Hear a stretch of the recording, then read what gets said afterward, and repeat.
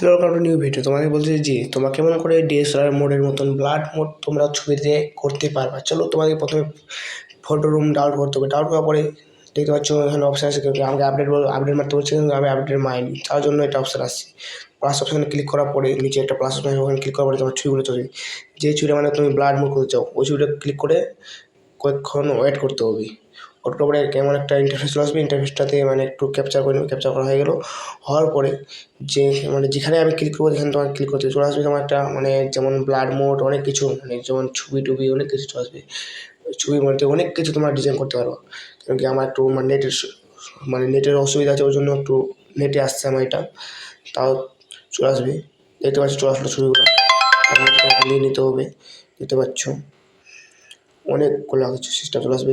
তারপর এখানে মানে আবার ক্লিক করতে হবে, যেখানে মানে ব্লাড মোড অপশানটা আছে, ওখানে ক্লিক করে তোমাকে ডাউনলোড অপশানে মানে ডাউনলোড করে নিতে হবে।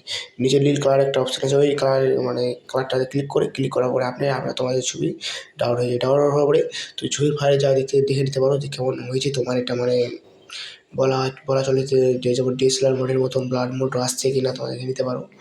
যাওয়ার পরে একটু আমার দেখতে পারো, আমি এখন আমার ছবিটা দেবো, ছবির ফাইলে যাই যে কেমন হয়েছে ব্লাড মোডে তোমাদের